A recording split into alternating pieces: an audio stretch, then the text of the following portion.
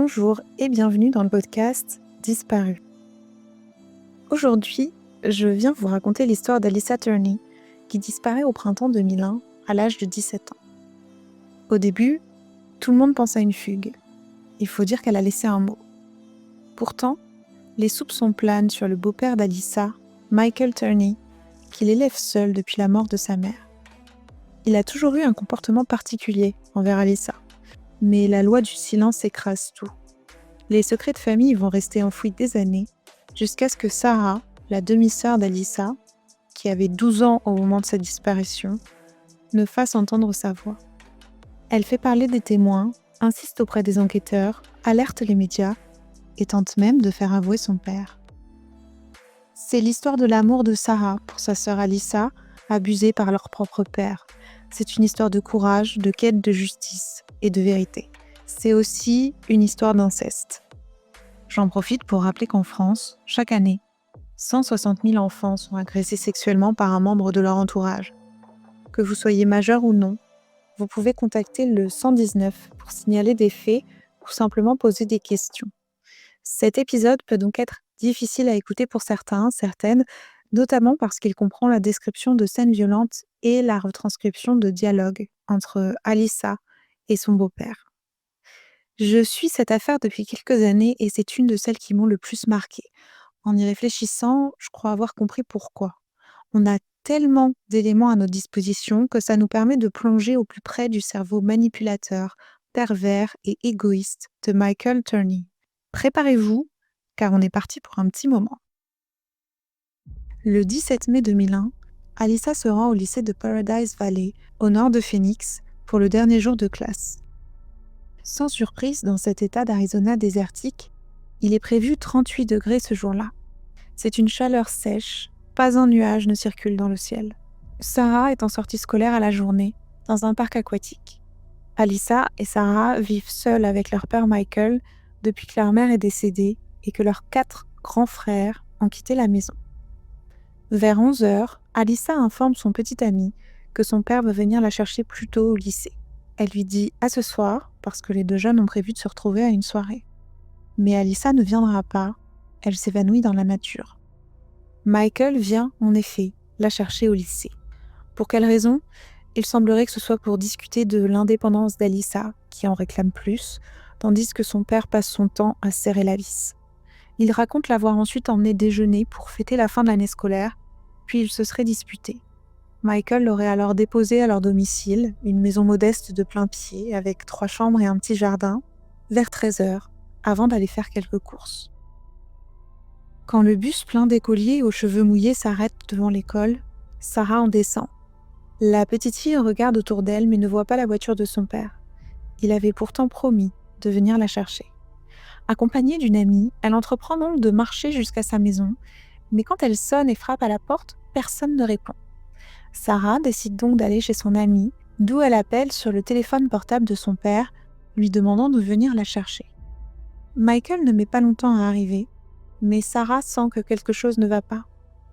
Il a l'air en panique.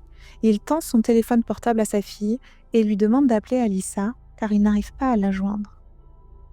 De retour à la maison, Michael et Sarah entreprennent d'inspecter la chambre d'Alyssa. Le contenu de son sac à dos est déversé par terre. En composant son numéro pour la énième fois, ils entendent une sonnerie résonner et découvrent son téléphone sur la commode. Et à côté du portable, une petite note. Je vous l'ai traduite. Papa et Sarah, quand vous m'avez déposé ce matin au lycée, j'ai décidé que j'allais vraiment aller en Californie. Sarah, tu as dit que tu ne voulais plus m'avoir dans ta vie. Eh bien regarde, je suis partie. C'est pour cette raison que j'ai économisé. Papa, je t'ai pris $300. Alyssa. Le soir même, Michael appelle la police et déclare « Ma fille adolescente a fugué ». La disparition d'Alyssa est donc classée comme une fugue. Personne ne vient inspecter la maison. Personne n'interroge Michael. Personne ne parle à Sarah, qui cette nuit-là, dort dans la chambre de sa sœur, les joues mouillées de larmes. Alyssa est partie sans son maquillage, sans sa brosse à cheveux, sans ses clés de maison et sans son téléphone. Elle ne donnera jamais signe de vie. Elle n'utilisera pas non plus les $1 800 qui dorment sur son compte en banque. Sarah a 12 ans. Elle n'a aucune raison de soupçonner son père, aucune, dans la disparition de sa grande sœur. Elle a grandi dans une famille recomposée, on va en reparler, dans laquelle il était interdit de parler de demi-frères ou de demi-sœurs. Non, tous étaient frères et sœurs. Michael avait l'habitude de tout filmer. J'ai quasiment le même âge que Sarah et mes parents aussi trimballaient leur caméscope partout dans les années 80-90. Sur l'un des enregistrements, on peut entendre une conversation entre Alyssa et Michael lors de vacances à la neige. C'est Sarah votre seul bébé. Mais Michael lui répond No, John's my baby, and so are you. Non, John est mon bébé. Et toi aussi. You'll always be our babies. Vous serez toujours nos bébés. La petite fille semble vouloir en être sûre. We're not stepbrothers and sisters. Donc on n'est pas demi-frère et demi-sœur? Honey, we don't have any stepchildren in my family. Et Michael insiste, ma chérie, il n'y a pas de demi-enfant dans notre famille. Le 24 mai, une semaine après la disparition d'Alyssa, vers 5 heures de l'après-midi, Michael reçoit un coup de téléphone. C'est elle, qui l'insulte et lui demande de la laisser tranquille. Du moins, c'est ce qu'il raconte à Sarah. À ce moment-là, on ne sait pas trop, mais il semble qu'il montre à Sarah un papier de la compagnie téléphonique qui montre un appel passé d'un téléphone public dans la ville de Riverside, en Californie, à 5 heures de route de Phoenix. Michael et Sarah font donc la route jusqu'à ce téléphone public, mais pas de caméra de surveillance, pas de témoins. Alors, comme tant de familles de disparus, Sarah conçoit une affiche et Michael en fait des copies et les scotche absolument partout. À ce moment-là, Sarah pense encore qu'Alyssa reviendra quand elle sera majeure et n'aura plus de compte à rendre, satisfaite de sa toute nouvelle liberté inhérente à la vie d'adulte. À la maison, Michael semble plongé dans une dépression, du moins c'est ce que perçoit Sarah. Il suggère qu'Alyssa est peut-être morte, qu'elle a dû finir par se prostituer. Et si jusqu'à présent Michael surveillait les consommations d'Alyssa de près, de très près, il devient le premier dealer de Sarah. Quand elle est anxieuse, il lui donne une pilule. Si elle est déprimée, il lui en donne une autre. Sarah porte les vêtements de sa sœur, boit ce qu'elle buvait, fume ce qu'elle fumait, écoute la musique qu'elle écoutait. À son tour, elle entre dans l'adolescence, sans mère ni sœur pour se confier. Michael appelle les amis d'Alyssa et leur hurle dessus. Je sais qu'elle est avec toi, dis-lui de rentrer. Mais ses amis, justement, sont plutôt soulagés à l'idée qu'Alyssa ait pu fuguer, enfin se libérer de l'emprise de ce père si contrôlant. Parce que leur relation était tendue. Ça ressort sur toutes les vidéos qui ont été diffusées depuis. Et je dis tendue, mais je devrais plutôt dire toxique. Je vais vous donner quelques exemples. Dans une vidéo, Michael filme Alyssa et ses amis, mais genre 5 ou 6 amis, qui viennent de passer du temps à se préparer pour aller à une fête, visiblement un genre de bal de promo vu les robes et les coiffures. Au moment de partir, Michael s'adresse à Alyssa sans cesser de la filmer. Alyssa, I've changed my mind. You can't go home. Alyssa, j'ai changé d'avis, tu ne peux pas y aller. Why? Pourquoi? Because I said no. Parce que j'ai dit non. Le visage souriant de la jeune fille jusqu'alors se ferme, elle commence à comprendre ce qu'il se passe. What are you talking about? Mais de quoi tu parles? I said you can't go. J'ai dit que tu n'allais pas sortir. But you look nice. Mais t'es jolie. Une petite phrase qui semble être prononcée pour l'emmerder, voire plus. Yeah, right. I ain't going all through this just to not be able to go. C'est ça, donc j'ai fait tout ça pour ne pas pouvoir y aller. Ses copines font face à la caméra. I know. Oh my gosh, you're kidding me? Oh mon Dieu, vous plaisantez? Et lui confirme. No. Non. À la fin de la vidéo, on voit les jeunes filles dehors, prêtes à embarquer dans leur voiture, quand Michael menace.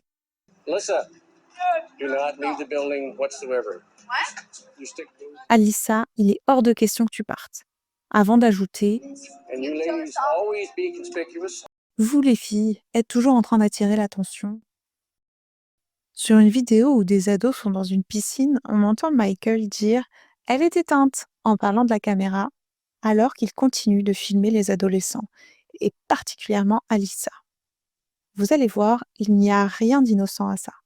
Il filme aussi sa fille à son réveil, et quand elle lui demande d'éteindre la caméra, il rétorque qu'elle est, là aussi, éteinte. Mais ce n'est pas tout, puisque Michael enregistre les appels entrant et sortant de la maison. Pour des yeux extérieurs, pas trop regardants, leur relation passe pour celle d'un père laissé seul avec 2 filles depuis la mort de sa femme, qui tente de faire au mieux pour protéger son aîné en pleine crise d'adolescence. Il y a d'ailleurs des caméras de surveillance dans toute la maison. Certaines sont cachées, dont une dans une bouche d'aération avec vue sur le canapé du salon. Alors qu'Alyssa travaille dans un fast-food quelques mois avant sa disparition, Michael prend l'habitude de se garer sur le parking et de l'observer travailler. D'ailleurs, on a un enregistrement vidéo glaçant qui date du 19 décembre 2000 à 22h10, où Alyssa le rejoint et lui dit « Tu m'as mis dans la merde ce soir », un collègue lui ayant dit que c'était illégal ce que faisait son père. Après la disparition d'Alyssa, les semaines passent, puis les mois, puis les années. Sarah pense que sa sœur a fugué, tandis que l'école, la police et la famille se désintéressent de l'affaire. Personne ne cherche Alyssa. Le problème, c'est qu'Alyssa n'a jamais recontacté ses proches. Ni Sarah, ni ses amis, ni ses frères. En fait, le seul avec qui elle est entrée en contact depuis le 17 mai 2001, c'est Michael, 7 jours après sa disparition. Le fameux coup de fil de Californie. Et en lisant pour la première fois le dossier en 2008, l'enquêteur qui a repris l'affaire, le détective Anderson, trouve ça bizarre. Ça et le fait qu'elle ait laissé son téléphone dans sa chambre. C'est la première fois que cet habitué des disparitions voit ça. Alors il contacte Sarah et lui demande un entretien. La petite fille a grandi, elle a maintenant 19 ans, et croit dur comme fer que leur père a consacré sa vie à chercher Alyssa. L'enquêteur appelle Michael, qui refuse d'être officiellement interrogé, mais accepte de discuter par téléphone. Il se présente d'emblée comme un ancien flic, ce qui est le cas, on y reviendra quand je vous raconterai les secrets de famille qu'il y a derrière la disparition d'Alyssa. Et il parle d'emblée du petit ami d'Alyssa, John, qui aurait été physiquement violent envers elle. Il mentionne une vidéo du couple qu'il a chez lui. Donc, 7 ans après la disparition de sa fille, il verbalise pour la première fois ses soupçons et affirme même détenir un élément à charge. Certes, mieux vaut tard que jamais, mais le détective ne peut s'empêcher de penser que cette affaire devient de plus en plus bizarre. La vidéo en question a été enregistrée la veille de la disparition d'Alyssa. On voit en effet la jeune fille entrer dans le garage, refermer la porte derrière elle, continuer d'avancer, puis se raviser et faire demi-tour avant de jeter quelque chose sur la porte. Un téléphone, avec la coque qui part d'un côté et la batterie de l'autre. Alyssa est visiblement en colère. Elle entre dans le salon et s'assoit sur le canapé, la tête entre les mains. La caméra enregistre au même moment le son d'un dérapage dans la rue. C'est John qui démarre au quart de tour et quitte les lieux. Alors l'enquêteur invite le fameux John à un interrogatoire. Et rien n'en ressort. Enfin, rien contre lui. L'homme semble être honnête. Ils étaient ensemble depuis 9 mois quand Alyssa a disparu. Il raconte pourquoi ils se sont disputés le 16 mai. Rendant visite à Alyssa, il serait tombé sur Michael qui l'aurait arrêté net, lui disant quelque chose du genre « Elle te trompe avec un gars du boulot ». John serait revenu plus tard pour confronter Alyssa et c'est la fin de leur dispute qui aurait été capturée par caméra. Alyssa qui jette son téléphone contre la porte d'entrée du garage et John qui démarre, furieux. L'enquêteur se demande alors si ça n'aurait pas été prévu, organisé, mis en scène par Michael. Cette impression est renforcée par l'histoire que John lui raconte. Un jour, Michael aurait conduit Alyssa dans une zone déserte et serait devenu physique avec elle. Bref, il aurait essayé de la toucher. Alyssa se serait défendue. John n'a pas plus de détails. Il avait beau trouver Michael beaucoup trop intense pour un père, il était persuadé qu'Alyssa était partie en le quittant. En gros, il s'était vexé et il était resté là-dessus. Le détective Anderson sort alors les grands moyens. Les policiers vont interroger toute la famille, les proches, les babysitters, tous ceux dont ils retrouvent la trace. Bon, en vérité, pas tous, mais c'est déjà un sacré effort par rapport à ce qui avait été mis en œuvre jusque-là, c'est-à-dire rien. Au cours d'un de ces entretiens, en 2009, le fils aîné de Michael, Rhett, donc le demi-frère d'Alyssa, raconte qu'une fois, elle est venue le voir en larmes tremblantes. Alors que Michael et Alyssa étaient partis pour une balade conduite accompagnée, il l'aurait guidée jusqu'à une zone déserte. Je vous rappelle qu'on est en Arizona et que ça ne manque pas, et aurait voulu la toucher. Elle aurait alors hurlé et se serait garée sur le côté avant de s'enfuir en courant. On dirait qu'il s'agit des événements qu'elle a racontés à John. Toujours est-il que ni l'un ni l'autre n'ont cru bon de partager cette histoire. Pourtant, Rhett était déjà majeur et John avait 17 ans. Ce ne sont pas eux les coupables des faits, bien sûr, mais ne rien dire à personne, plus ne pas en parler quand la victime disparaît mystérieusement du jour au lendemain, ça me dépasse un peu. Peut-être parce que j'y suis sensibilisée, mais ça me dépasse. Et cette histoire, Alyssa l'avait aussi racontée à une amie. Et à une autre amie, elle avait décrit en larmes la fois où elle s'était réveillée, bâillonnée, Michael au-dessus d'elle, en train de l'étrangler. Pour la faire taire, il lui avait dit que personne ne la croirait. Évidemment, Alyssa avait supplié son amie de ne rien dire, effrayée à l'idée qu'elle puisse être séparée de Sarah. Après tout, c'est elle qui s'en occupait. C'était sa seule figure maternelle. L'enquêteur a déjà collecté beaucoup d'éléments, mais il y en a un concret qu'il voudrait tenir entre ses mains. La cassette enregistrant l'arrivée à la maison d'Alyssa et son départ le 17 mai 2001. Car finalement, ont-ils vraiment mangé au restaurant ce jour-là? Michael a-t-il vraiment déposé sa fille à leur domicile? À ce stade, Michael n'est pas complètement fermé au dialogue. Alors l'enquêteur l'appelle et lui demande s'il a toujours l'enregistrement. Après tout, il vient de lui donner la cassette du jour d'avant, du 16 mai. Poli, Michael rétorque qu'il ne sait pas s'il l'a encore, mais assure qu'il va la chercher. Vous vous en doutez, il ne la retrouvera jamais. Anderson ne s'avoue pas vaincu. Comme Sarah lui a dit que chaque conversation téléphonique était enregistrée sur une petite cassette, il demande à Michael Turney celle du coup de téléphone que lui a passé Alyssa 7 jours après sa disparition. Mais là encore, la cassette ne réapparaîtra jamais. À présent, Michael n'est plus du tout coopératif. Les choses s'accélèrent. Le 11 décembre 2008, Anderson convoque Sarah au commissariat pour lui expliquer qu'ils ont entendu plusieurs témoins, que son père est, je cite, au cœur de l'enquête, mais qu'il refuse de venir au poste pour être interrogé. Il prévient la jeune fille, la prochaine étape, c'est la perquisition. En fait, elle est déjà en cours. L'objectif est de mettre la main sur les deux cassettes, la cassette vidéo et la cassette audio, ou tout autre élément lié à la disparition d'Alyssa 7 ans plus tôt. Mais les policiers vont découvrir à la place un arsenal d'armes. 19 fusils d'assaut, 2 silencieux faits maison, donc illégaux, des couteaux et des revolvers. Ils tombent aussi sur l'enregistrement de ces ébats sexuels et des polaroïds d'une femme attachée, les yeux bandés. Je ne sais pas qui était la femme, les autorités ne l'ont pas dit. Est-ce qu'ils ont retrouvé cette femme? Est-ce que les rapports étaient consentis? Je ne sais pas. Mais ça va dans le sens des révélations qu'avait fait Alyssa à ses amis. Michael a soif de contrôle et de pouvoir, et c'est son genre d'attacher les gens. Il faut tout répertorier, prendre en photo. Et vu le bazar dans la maison, ce n'est pas une mince affaire. Jusqu'à ce qu'un policier ouvre un sac de sport noir et tombe sur des explosifs. 29 explosifs plus exactement. La maison est évacuée immédiatement, ainsi qu'un paquet de voisins, plus de 100, et les démineurs sont appelés sur place. Quand le danger venant de ce sac est écarté, les policiers reprennent les fouilles et ils ne vont pas être déçus. Dans un van Chevrolet beige, garé dans le jardin, des bouteilles de propane, de l'eau de javel en grande quantité et des clous. Ce véhicule est une bombe à lui tout seul. De nouveau, les démineurs sont appelés à intervenir. Puis, les enquêteurs ouvrent le coffre-fort de Michael Turney. Et là, ils découvrent des enveloppes destinées à différents médias, CBS, NBC, ABC. Dans ces enveloppes, des clés USB avec un genre de manifeste de 98 pages, son manifeste, intitulé « Journal d'un homme fou ».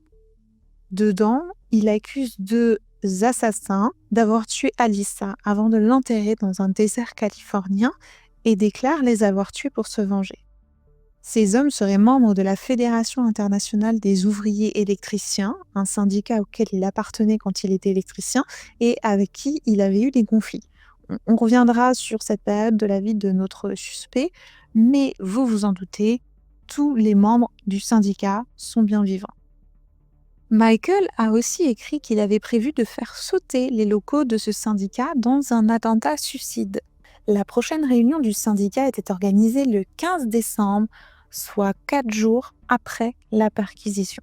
Les policiers sont persuadés qu'ils l'ont stoppé juste à temps. Bon, vous vous en doutez, Michael Turney est placé en garde à vue et mis en examen pour détention d'armes illégales. Malheureusement, à l'issue de la perquisition, les 2 cassettes recherchées restent introuvables. Sarah, de son côté, est sous le choc. Elle ne comprend pas. L'homme que lui décrivent les policiers n'a rien à voir avec son père. Il faut dire qu'elle n'a pas été élevée comme Alyssa. C'est quelque chose qu'elle maintient encore aujourd'hui. Peut-être est-ce dû au fait que Sarah était sa fille biologique et pas Alyssa. Quant aux armes, elle a toujours grandi avec. Aux États-Unis, c'est assez courant. Donc pour elle, il n'y avait pas de quoi s'inquiéter, rien d'exceptionnel. Quand son père plaide coupable et qu'il est condamné à 10 ans d'emprisonnement pour la détention des explosifs, Sarah n'en revient pas. Sa vie bascule. Depuis la mort de sa mère quand elle était enfant, Alyssa a disparu et maintenant son père est en prison pour une décennie. Sarah gère maintenant la maison, les 3 chiens. Elle crée un site internet pour soutenir Michael, lance une pétition et répond aux demandes d'interview. Elle est la première à le défendre. Mais au fil des ans, leur relation change. Sarah doit vendre la maison pour rembourser la banque. Elle va à l'université, en sort diplômée et finit par acheter sa propre maison. Si Michael était déjà autocentré et paranoïaque, ça ne s'arrange pas avec les années de prison. Et malgré les milliers de dollars que Sarah lui verse chaque année, il ne s'intéresse pas à elle, à ce qu'elle devient, à son bien-être. Il continue de parler de complot, arguant que ce sont les policiers qui l'ont piégé avec les explosifs, que c'est le syndicat qui s'en est pris à Alyssa. Un jour, dans un magasin de Phoenix, Sarah tombe sur une amie d'Alyssa. Une rencontre qui relève du pur hasard. Mais c'est l'occasion. L'occasion pour cette amie à qui s'était confiée Alyssa de dire « Mais tu sais qu'il est coupable, hein? Tu sais que c'est lui qui a tué ta sœur. » C'est la première fois qu'on lui dit les choses aussi crûment. Là, pas de doute possible. On lui affirme en pleine face que son père a tué sa sœur, que son père a tué sa propre fille. En rentrant chez elle, Sarah demande incrédule à son petit ami « Est-ce que tu penses que mon père aurait pu tuer Alyssa ?» La réponse du jeune homme ne se fait pas attendre. « Sarah, tout le monde pense que ton père a tué ta sœur. » Et pour la première fois, Sarah commence à envisager les faits sous un nouvel angle. Elle remet tout en question. Et pour obtenir les réponses qu'elle cherche, elle demande le dossier d'Alyssa au département de police de Phoenix. À sa grande surprise, on le lui donne. Une pile de dossiers avec les transcripts des cassettes vidéo et audio saisis dans la maison, ceux des interrogatoires des amis d'Alyssa, de son petit ami. Elle tombe aussi sur l'interrogatoire en 2009 de la petite amie de Michael, dans les années qui ont suivi la mort de leur mère, Barbara. Elle était prof, c'était l'enseignante d'Alyssa. Lors de cet interrogatoire, Anderson lui demande si elle a déjà observé des comportements suspects de Michael envers Alyssa. La femme répond non, mais à bien y réfléchir. Un jour, alors que Michael était absent, elle était assise dans le salon quand Alyssa est passée devant elle en déclarant presque furtivement « J'ai des relations sexuelles avec mon père ». Elle lui aurait demandé « Est-ce que c'est vrai ?» assurant qu'elle aurait contacté les services sociaux ou la police si c'était le cas, mais Alyssa aurait finalement dit « Non, non, ce n'est pas vrai ». Pour elle, c'était une demande d'attention plus qu'un appel au secours. Rappelons qu'à ce moment-là, Alyssa avait 9 ans. Puis Sarah visionne une par une les cassettes vidéo saisies à leur domicile. Des centaines et des centaines d'heures de souvenirs d'enfance et d'adolescence. Et elle réalise que de multiples fois, Michael filme Alyssa qui lui demande d'éteindre la caméra. À la piscine, au réveil, dans son lit, sur un trampoline. Sarah tombe sur une vidéo qu'elle a elle-même tournée quand elle était enfant. Elle filmait alternativement son père et Alyssa, qui devait avoir 12 ans, dans un chemin poussiéreux. Et tandis que Michael lui ordonnait de couper la caméra, d'appuyer sur le bouton rouge, Alyssa criait au loin Dad's a pervert. « Sarah, papa est un pervers ». En plus de ces découvertes nauséabondes, affreuses, Sarah apprend par les amis d'Alyssa que cette dernière voulait partir, voulait fuguer, mais qu'elle ne le faisait pas pour ne pas la laisser seule avec leur père. Sarah explique que ça a été la chose la plus difficile à digérer. On ne peut qu'imaginer le sentiment de culpabilité qui a dû s'emparer d'elle et la suivre depuis, lui grignoter le cœur en silence. Sarah découvre aussi l'existence d'un document que Michael avait fait parapher et signer à Alyssa le 19 mai 2000, un an presque jour pour jour avant sa disparition, avec une liste de choses qu'elle n'avait pas le droit de faire avant 18 ans, et plus inquiétant encore, vous allez voir, je vous cite des extraits. Mon père, Mike Turney, ne m'a jamais abusé physiquement ou sexuellement. Mon père, Mike Turney, ne m'a jamais autorisé à abuser physiquement ou sexuellement de ma jeune sœur, Sarah Turney. Je n'ai jamais eu de rapport sexuel. Je n'ai jamais pris de LSD. Je n'ai jamais pris de cocaïne. Je n'ai jamais eu de rapport sexuel oraux. Bref, c'est absolument terrifiant. Michael avait même contacté les services sociaux en disant un truc du genre « Écoutez, si une certaine Alyssa Turney vous appelle pour m'accuser de l'abuser sexuellement, de lui avoir fait du mal, ne la croyez pas, elle essaye de m'extorquer. » En 2001, lors d'une conversation téléphonique enregistrée sur cassette, du coup, Michael dit à l'un de ses fils I made a foolish, stupid mistake and tried to talk to Alyssa, which was totally absolute waste. J'ai fait une erreur stupide. J'ai essayé d'en parler avec Alyssa, ce qui s'est avéré être une putain de perte de temps. Are we gonna lose the house? Everything else is gonna be over because of some stupid ass bitch. Je vais probablement perdre la maison. Tout va être fini à cause d'une putain de salope. Everybody's talking about Alyssa and saying these things about me, accusing me of molestation and all that kind. Tout le monde parle des choses qu'Alyssa dit sur moi. Elle m'accuse de la maltraiter, ce genre de conneries. There's no foundation for them or I'd be in jail. Évidemment qu'il n'y a rien de concret. Sinon, je serais en prison. Le scénario de l'après-midi du 17 mai 2001 commence à se faire plus précis. Michael, perdant le contrôle sur Alyssa, qui commence à se confier sur les abus émotionnels, physiques et sexuels qu'il lui fait subir, vient la chercher au lycée, l'emmène dans un endroit isolé, fait je ne sais quoi et la tue avant de cacher ou d'enterrer son corps. Mais alors qu'en est-il de la lettre laissée par Alyssa et de ce coup de téléphone passé de Californie 7 jours après sa disparition? Je vous le relis parce que je sais que depuis, je vous ai donné plein d'éléments. Donc, je vous le relis parce qu'après, on va décortiquer ça. Papa et Sarah, quand vous m'avez déposé ce matin au lycée, j'ai décidé que j'allais vraiment aller en Californie. Sarah, tu as dit que tu ne voulais plus m'avoir dans ta vie. Eh bien, regarde, je suis partie. C'est pour cette raison que j'ai économisé. Papa, je t'ai pris 300 $, Alyssa. Sarah a maintenant un regard plus critique et elle remarque que, contrairement à ce qui est écrit, Sarah n'était pas dans la voiture quand Michael a déposé Alyssa ce matin-là au lycée. Ça peut paraître anecdotique, mais ça reste une erreur. Ensuite, le coût des 300 $, eh bien Sarah se souvient qu'Alyssa avait effectivement pris cet argent à leur père quelque temps avant sa disparition et le lui avait rendu. D'après Sarah, Michael a donc trouvé ce mot écrit par Alyssa quelques semaines ou quelques mois plus tôt et l'a mis en évidence pour faire croire qu'elle venait de l'écrire le 17 mai 2001. Quant au coup de fil passé de Riverside en Californie, Sarah pense que Michael a tout simplement menti, qu'Alyssa n'a jamais appelé, qu'il a fait des voyages jusqu'à là-bas pour donner du poids à la théorie de la fugue d'Alyssa et d'un père désespéré qui recherche son adolescente difficile. Après tout, il a été flic, il sait comment faire. Et les enquêteurs n'ont jamais retrouvé la cassette de l'enregistrement de ce fameux coup de téléphone. Maintenant consciente de la probable culpabilité de son père, Sarah se rend au commissariat. Elle demande à parler au détective Anderson et lui dit « Écoutez, je comprends maintenant ce que vous avez essayé de me dire pendant des années. Que puis-je faire pour vous aider? Mais à ce stade, les enquêteurs n'ont plus de billes dans leur poche.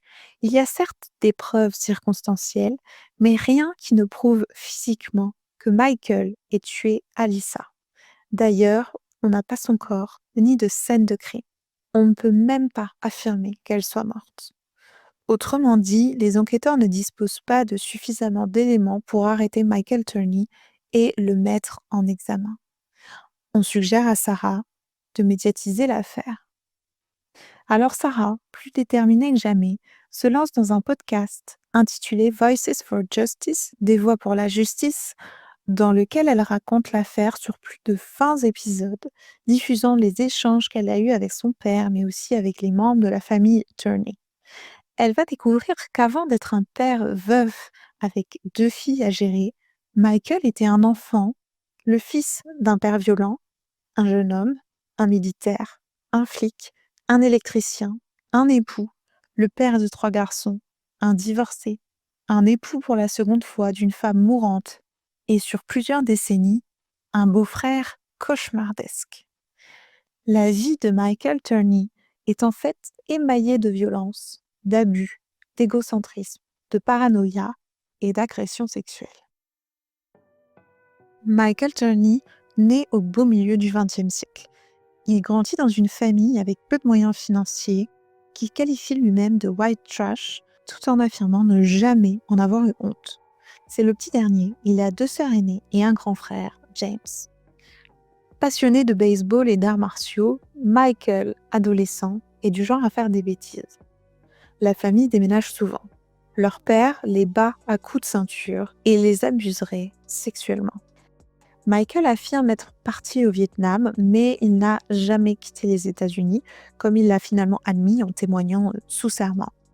Après l'armée, il rencontre Shirley, sa première femme, avec qui il a 3 garçons. Il devient flic sous les ordres du shérif local. À l'époque, il semble être complètement obsédé par Donna, la femme de son frère. Il écrit sur les ébats sexuels entre son frère et elle, super glauque, et il l'accuse par écrit d'avoir, je cite, couché avec tous les hommes de la ville. Il intitule l'un de ses textes à son propos « Psychose d'un abus ». Dans un autre essai, Michael liste des noms, des dizaines de noms, de toutes les femmes de son entourage qui sont soi-disant attirées par lui, se vantant de n'avoir jamais craqué. Si c'est vraiment le cas au moment où il écrit ces mots, ça ne dure pas. Parce qu'on l'accuse d'avoir violé la petite sœur de Shirley âgée de 16 ans en l'attachant à un lit. Quand il est confronté, il prétexte, roulement de tambour, qu'il souffre de somnambulisme. Il agresse ensuite une autre sœur de Shirley qui se débat et réussit à lui échapper. Puis, il aurait eu des propos et des gestes déplacés envers la fille de son frère James et de Donna, c'est-à-dire sa nièce. Michael et Shirley se séparent. Michael, toujours policier, fait la rencontre de Barbara, déjà maman de 2 enfants issus d'un précédent mariage, John et Alyssa. Quand Sarah naît de leur union, le couple a donc 6 enfants à gérer. Les 3 garçons de Michael, John, Alyssa et Sarah. Puis Michael doit quitter son travail. On lui reproche d'avoir maquillé une scène de crime et pas n'importe laquelle. Il aurait tenté d'amoindrir la responsabilité de son frère James qui avait tiré sur Donna, la belle-sœur sur laquelle il fantasmait. La famille recomposée déménage souvent, en Arizona mais aussi en Californie et dans le Montana. Ils font de l'élevage canin pour arrondir les fins de mois. Imaginez un peu l'état de la baraque. Dans les années 80, Michael se fait embaucher comme électricien et rejoint un syndicat très connu aux États-Unis, la Fraternité internationale des ouvriers électriciens. Sauf que Michael entre rapidement en conflit avec le syndicat, puis avec tous ses collègues. Plus personne ne veut travailler avec lui depuis qu'on l'a surpris en train d'enregistrer des conversations pour avoir des éléments à charge contre le fameux syndicat quand il dépose plainte, ce qui est fréquent. Obsédé par ce syndicat, Michael Turney a la présence d'esprit de se présenter dans un institut psychiatrique pour y être interné afin de gérer sa paranoïa. peut-être autre chose. En fait, on ne sait pas vraiment. Mais c'est une bonne idée. On peut au moins lui accorder ça.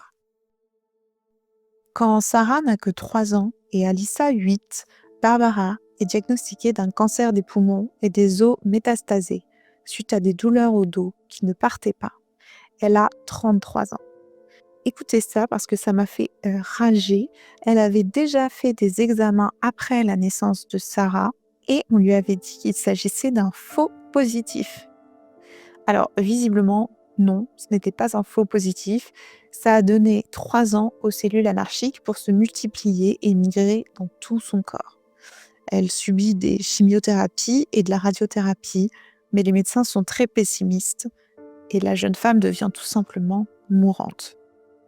Michael fait alors déménager la grande famille à Redding, en Californie, soi-disant pour rapprocher Barbara de ses thérapeutes, du moins c'est ce qu'il dit à ses enfants. Mais ils habitaient Phoenix, la ville où il y avait les meilleurs hôpitaux de toute l'Arizona. D'après les parents et les sœurs de Barbara, Michael a tout simplement voulu l'éloigner de sa famille, l'isoler. Quand justement sa famille leur rend visite en Californie, Michael refuse de parler de l'accompagnement de Barbara et de sa fin de vie. Lui, ce qui l'obsède à ce moment-là, c'est l'assassinat de John Fitzgerald Kennedy. Il glisse même à ses beaux-frères qu'il a déjà commencé à se chercher une nouvelle femme. Non, vous ne rêvez pas, Barbara est mourante et Michael cherche déjà à la remplacer, si tant est que ce soit possible. Pire, il exprime de la rancœur et se plaint à ses proches. Est-ce qu'elle se rend compte de ce qu'elle est en train de me faire? Elle va m'abandonner avec 6 gosses. Un jour, la petite sœur de Barbara, Lynette, leur rend visite pour s'occuper un peu des enfants, soulager le couple. Le soir venu, elle boit 2 verres, 2, et puis c'est le noir complet. Quand elle se réveille, Michael est sur elle, il l'empêche de respirer et la viole. Elle est persuadée d'avoir été droguée. Elle ne dira rien, ni à la police, ni à Barbara. Elle en parlera vaguement à ses autres sœurs, mais effrayée par Michael, les suppliera de tenir leur langue. 3 semaines avant la mort de Barbara, Michael est viré. La faute au syndicat. Du moins, c'est ce qu'il dit, puisqu'on apprendra plus tard qu'il a en fait démissionné. Or, puisqu'il n'est plus salarié, Michael va perdre toute assurance vie à la fin du mois. Donc si Barbara meurt dans plus de 3 semaines, il va perdre l'argent de son assurance vie. Comment gérer 6 gamins et une maison seul quand on est sans emploi? Sauf que, à la grande surprise de ses proches, ça n'inquiète pas Michael. On dirait même qu'il dépense plus, comme s'il savait qu'il allait quand même toucher l'argent, comme s'il savait que Barbara allait mourir d'ici la fin du mois. Et Barbara meurt, en effet, 3 semaines après la démission de Michael. Si vous vous posez la question, oui, Sarah se demande si son père n'aurait pas accéléré la mort de sa mère. Michael refuse l'autopsie, puis, malgré l'argent de l'assurance vie, déclare qu'il n'a pas les sous pour faire rapatrier le corps de Barbara à Phoenix et payer son enterrement. C'est donc sa belle famille qui se charge de tout. C'est charmant. Après la mort de Barbara, les garçons partent et Michael retourne vivre à Phoenix avec Alyssa et Sarah. La suite, vous la connaissez. Il rencontre l'enseignante d'Alyssa, lui fait du charme, puis la relation s'étiole. Michael ne ramènera plus jamais de femme à la maison. Il n'aura plus jamais d'histoire sérieuse. Il ne travaillera plus jamais non plus. La faute à une blessure sur un de ses derniers chantiers. Lui qui était déjà insultant et méprisant à l'égard d'Alyssa, devient contrôlant et abusif. Lors d'une conversation téléphonique, il parle d'Alyssa, 9 ans, avec le pronom it. Vous savez, le pronom de la 3e personne du singulier neutre en anglais. On dit it pour les meubles, normalement, pas pour les personnes. Et durant une autre conversation avec son frère, il raconte à propos de sa fille, qui a toujours 9 ans, elle s'en fout de tout, elle va devenir comme sa tante, quelqu'un avec qui on fait du super sexe, mais elle ira de mec en mec et fera des enfants qui finiront criminels. Le 20 août 2020, Sarah Turney, qui a fait connaître son podcast dans le monde entier grâce à TikTok, faisant ainsi pression sur la police et la justice, poste une courte vidéo. On la voit, vêtue de noir, émotive, annoncer l'arrestation de son père pour le meurtre d'Alyssa. 3 ans plus tard, en juillet 2023, Michael Turney, 75 ans, se présente au tribunal en fauteuil roulant. Si vous avez écouté l'épisode sur Robert Durst, vous savez déjà que dans les procès américains, certains événements, certaines choses concernant l'accusé peuvent être passées sous silence devant la cour. Dans le cas de Robert Durst, il avait été interdit de parler de la disparition de sa femme dans le procès pour meurtre et démembrement de Maurice Black. Et bien, durant le procès de Michael Turney, les témoins ont l'interdiction de mentionner les confidences d'Alyssa à ses amis. L'argument, c'est que Michael Turney doit avoir le droit d'affronter ses accusateurs en personne, en l'occurrence Alyssa. Ce serait une histoire de constitution. Ainsi, pas de balade en voiture, pas de Michael qui tente de la toucher, pas d'Alyssa qui court dans une zone isolée pour lui échapper. Pas d'Alyssa attachée et bâillonnée à son lit avec son père à califourchon-sur-elle. Par contre, l'avocat de la défense ne se prive pas pour dépeindre Alyssa comme une adolescente rebelle, sexuellement active, prête à tout pour avoir l'attention des garçons. Et ce qui était à craindre arriva. Michael Turney est acquitté du meurtre au second degré. Il ne pourra pas être de nouveau jugé pour ses charges, même si le corps d'Alyssa était retrouvé. Alors, que s'est-il passé ce 17 mai 2001 ? Alyssa est-elle partie volontairement ? Les enquêteurs qui ont passé du temps sur l'affaire ne le croient pas. Mais est-ce qu'il y a assez d'éléments pour affirmer que Michael Turney a tué sa fille ? Un juge a déterminé que non. Une personnalité détestable et des antécédents de viol ne suffisent pas. Bien sûr, Alyssa a pu vouloir disparaître complètement pour lui échapper, mais franchement, après tout ce temps, et surtout après la médiatisation de l'affaire, mais alors, comment Michael se serait débarrassé du corps d'Alyssa ?